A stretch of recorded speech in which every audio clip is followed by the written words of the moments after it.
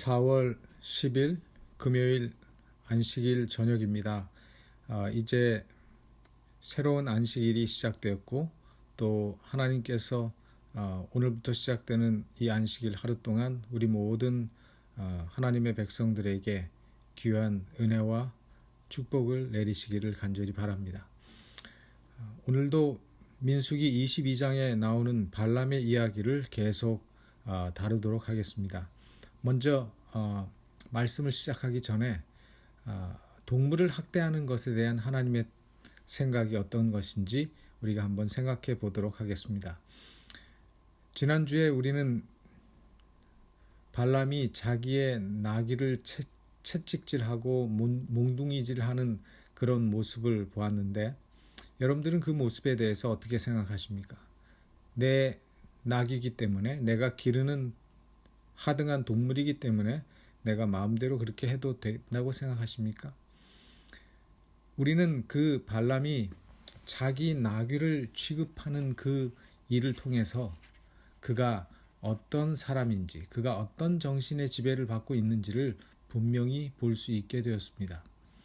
잠언 12장 10절에 보면은 의인은 그 육축의 생명을 돌아보나 악인의 긍휼은 잔인이니라 라고 말씀을 했습니다. 의인들은 그 동물들에게도 동물의 생명까지도 귀하게 생각하지만 악인들은 잔인하게 대한다고 말을 합니다. 세상에는 동물을 학대하거나 돌보지 않고 방치함으로 고통당하게 하는 것이 얼마나 큰 죄인지를 깨닫는 사람들이 그렇게 많지 않습니다. 인류를 창조하신 하나님께서 하등 동물도 만드셨습니다. 그리고 그 지으신 모든 것에 긍휼을 베푸셨습니다. 동물은 비록 인간의 필요에 응하도록 지음을 받은 존재지만 우리 인간들에게는 동물을 혹사시키거나 학대함으로 그것을 괴롭힐 권리가 전혀 없다는 사실을 우리는 기억해야 합니다. 바로 내 지배 아래에 있다는 이유로 동물을 학대하는 자는 비겁한 자인 동시에 압제자입니다. 사람이나 짐승에게 고통을 가하는 그 성격은, 그 마음은 인간의 마음이 아닙니다. 말 못하는 가련한 동물은 아무리 학대해도 그 고통을 표현할 수도 없고, 그래서 그 동물을 학대하는 사람들은 그들의 그런 잔인한 행위가 아무에게도 알려지지 않으리라고 생각하고 그렇게 하는 것입니다. 그러므로 여러분, 주변에 있는 동물들 귀하게 보시고, 그것들도 생명입니다. 귀하게 보시고, 그리고 학대하거나 잔인하게 방치하거나 또 혹사하는 일들을 하지 않도록 하는 것이 우리 하나님의 백성들의 아름다운 모습이라고 생각을 합니다. 이제 민수기 22장 다시 돌아가서 성경을 펴고 민수기에 있는 말씀을 계속 이어가도록 하겠습니다. 민수기 22장 36절로 38절에 나오는 말씀을 먼저 보겠습니다. 민수기 22장 36절로 38절입니다.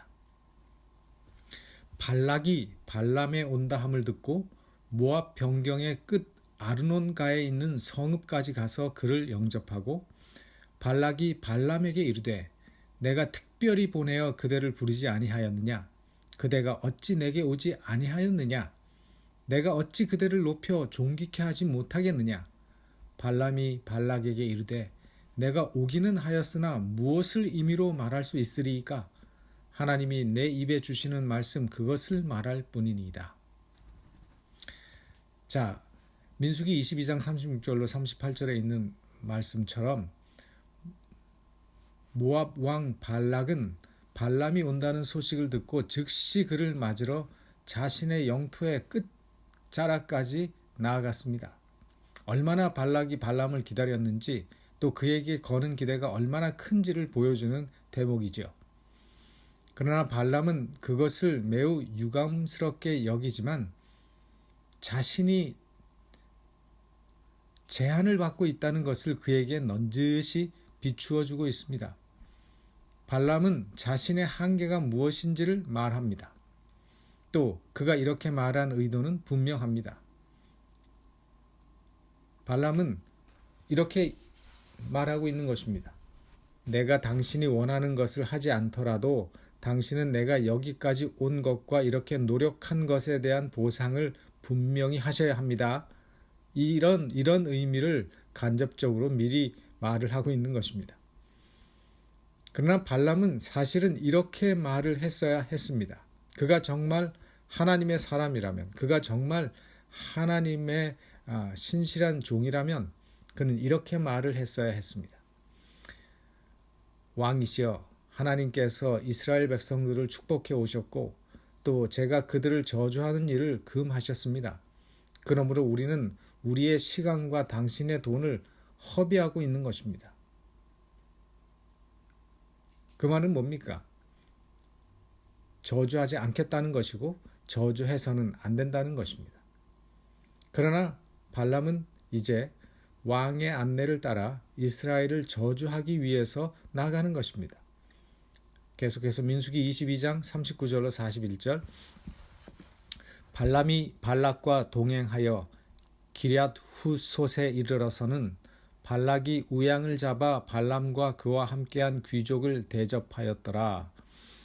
41절, 아침에 발락이 발람과 함께하고 그를 인도하여 바알의 산당에 오르매 발람이 거기서 이스라엘 백성의 진 끝까지 보니라.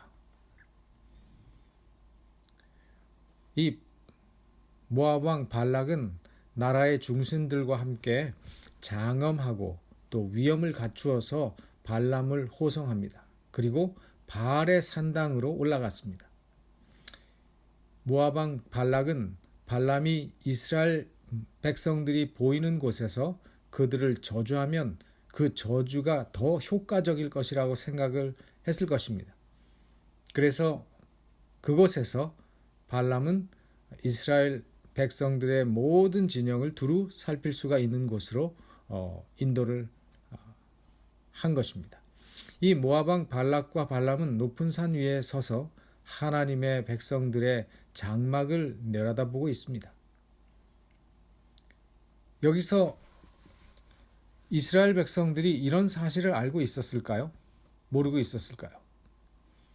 분명히 이스라엘 백성들은 아무것도 모르고 그곳에서 어느 정도 시간을 보내고 있었을 것입니다. 아마도 전쟁 후에 그들은 쉬면서 그들의 모든 것들을 정비하고 있었을 것입니다.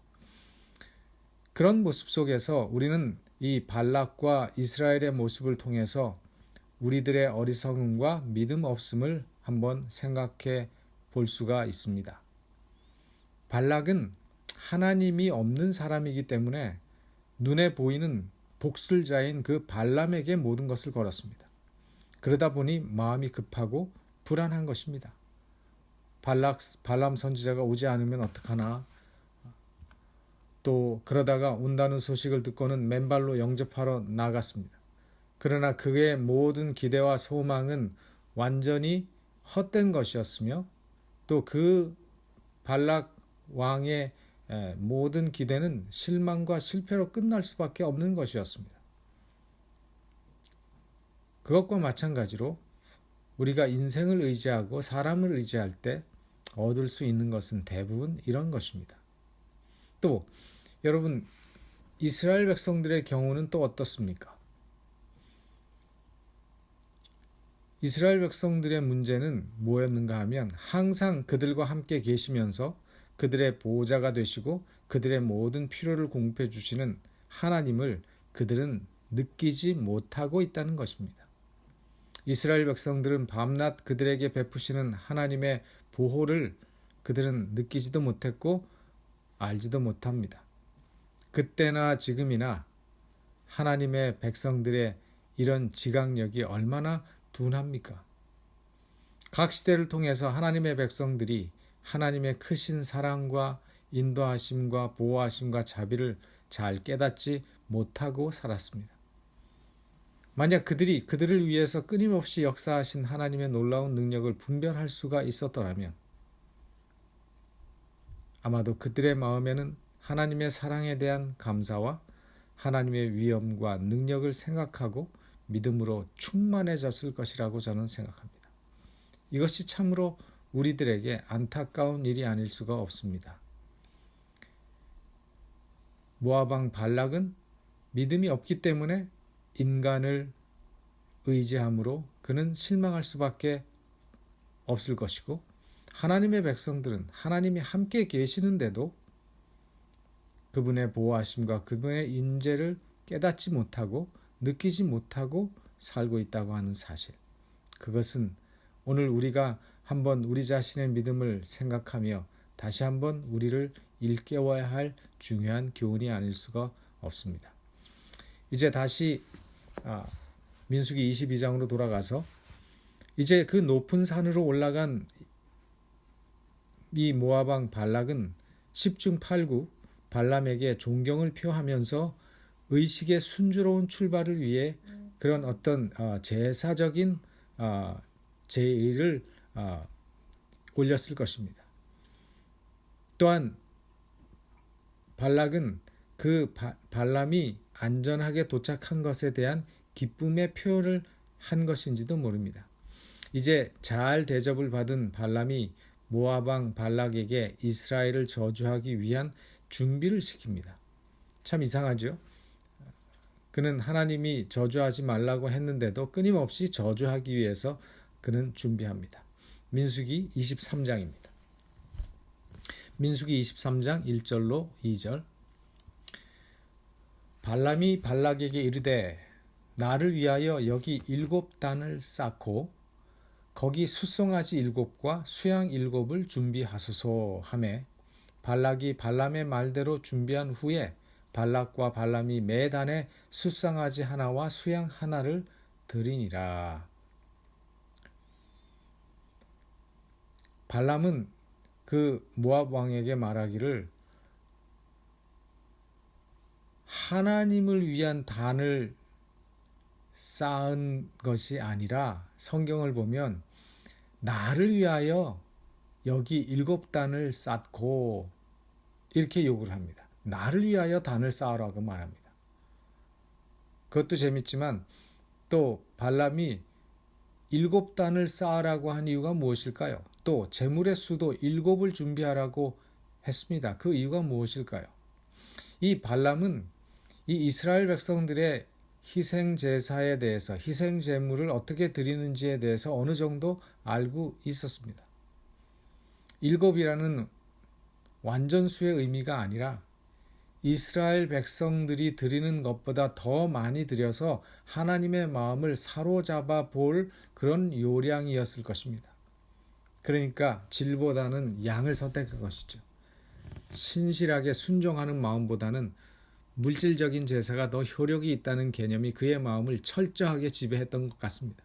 이런 마음은 완전히 하나님을 경배하는 사람들의 마음이 아니라 우상 숭배자들의 마음입니다. 세상적인 마음입니다. 이런 어리석은 생각이 발람의 마음을 지배하고 있었던 것입니다. 그런데 어떤 학자들은 이 이야기에 대해서 이렇게 얘기합니다. 특별히 이 바벨로니아 서판에 나오는 이방신에게 제사드렸던 단의 모양이 7개의 단이었다는 사실을 말하고 있습니다.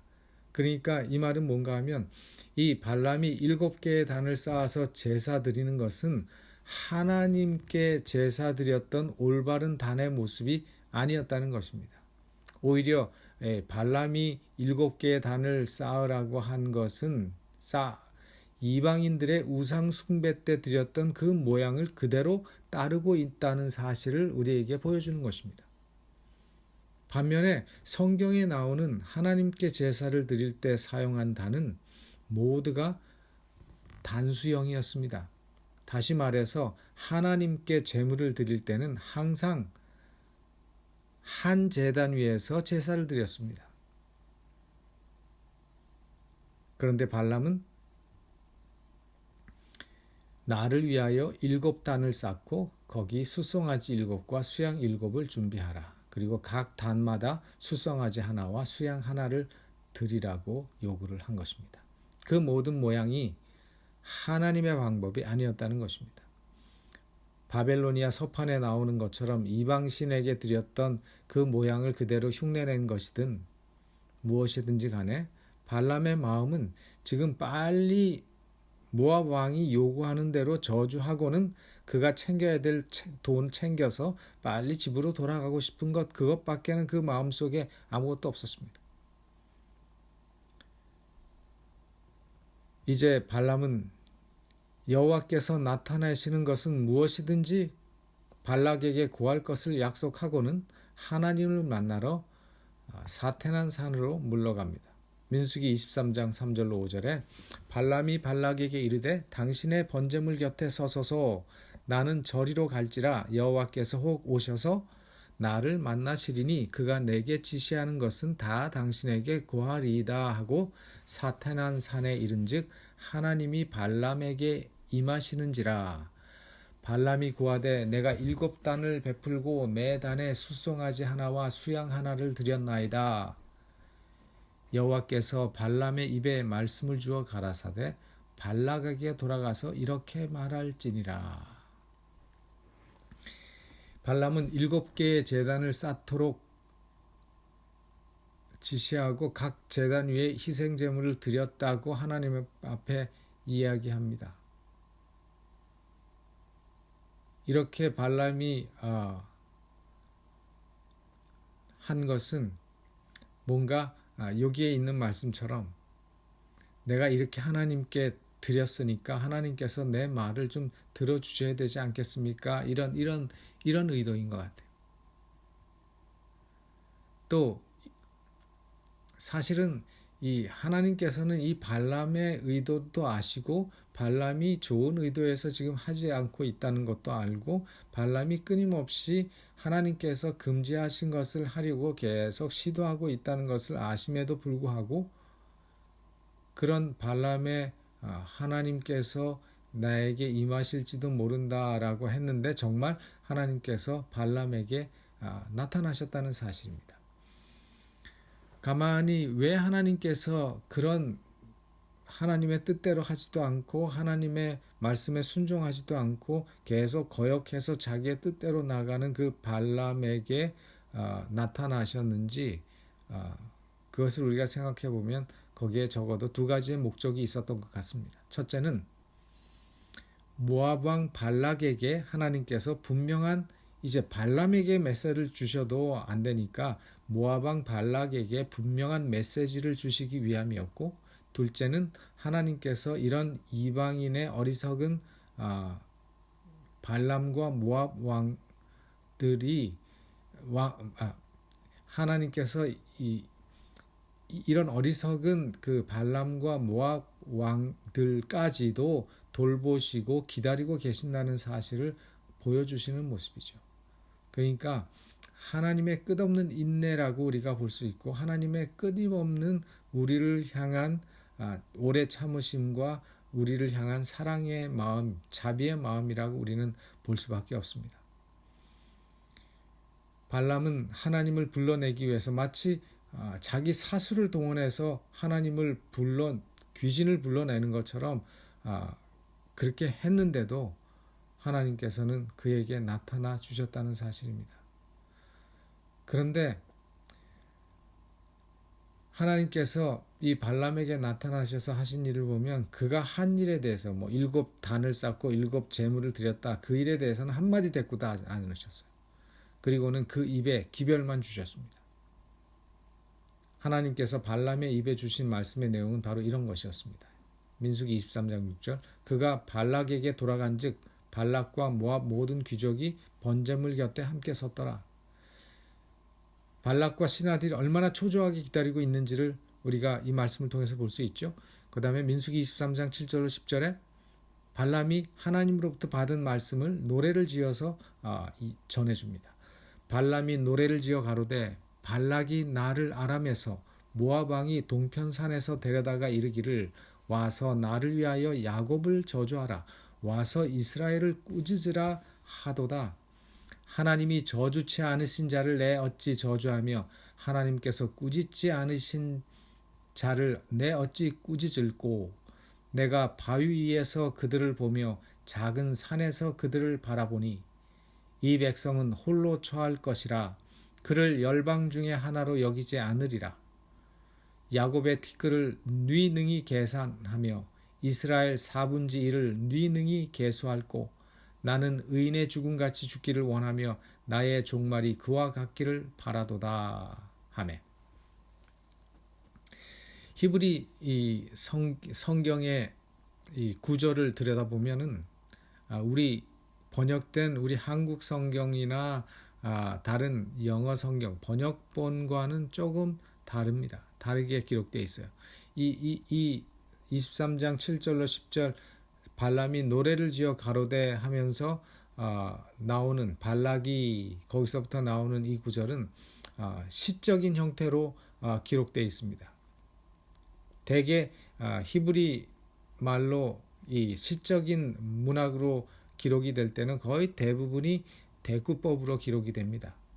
근데 이 구절은 대치대꾸법으로 기록되어 있어요. 다시 말하면 역대칭 형태라고 말할 수 있죠. 모압 왕은 저주하고 꾸짖으라고 자신을 불렀으나 하나님이 저주하지 않은 자를 꾸짖을 수 없을 뿐더러 이 백성들은 열방 중에서 뛰어날 것이라는 축복의 말을 한 것입니다. 전혀 반대의 대꾸로 표현하므로 이스라엘이 저주받는 것은 하나님의 뜻이 아니라는 사실을 아주 강하게 강조하며 표현하고 있는 것입니다. 사단은 우리로 하여금 하나님께서 혹시 우리를 포기하시고 우리를 더 이상 인도하지 않으시고 망하게 내버려 두시지 않는가 의심하도록 끊임없이 우리를 자극합니다. 그러나 성경은 언제나 하나님은 사랑이시고 자기를 찾는 자들에게 예비하신 풍성한 은혜를 베푸신다는 사실을 우리에게 분명히 보여주며 가르치고 있다는 사실을 우리는 잊지 말아야 합니다. 여기 이 말씀을 가만히 들여다보면 시제적으로 하나님이 저주하지 않으신 자라고 할 때 저주하다의 시제는 완료 시제고 발람이 어찌 저주하며의 동사는 미완료 시제로 기록되어 있어요. 이 말의 의미는 뭐냐면 하나님이 과거에 하신 말씀과 약속은 완료형이에요. 하나님이 저주하지 않으신 자, 그러니까 하나님이 저주하지 않으셨다고 하는 않으신다고 하는 그 하나님의 말씀과 약속은 완료고, 다시 말해서 깰 수 없고 변경할 수 없는 분명한 사실로 나타낼 때 완료형으로 기록이 되고, 미완료 시제는 뭔가 하면 발람이 결코 깰 수 없다는 사실을 분명하게 나타내고 있는 것입니다. 다시 말해, 그러니까 이 시제의 표현을 통해서 하나님이 약속한 것은 사람에 의해서 깨어지지 않는다는 말이에요.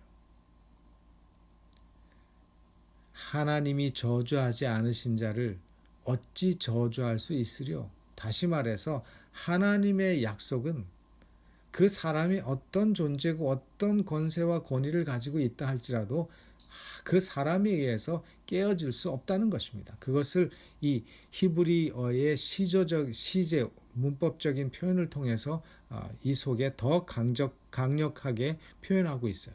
그러면서 하나님께서 발람에게 주신 내용을 얘기하는데, 이 백성은 홀로 처할 것이라.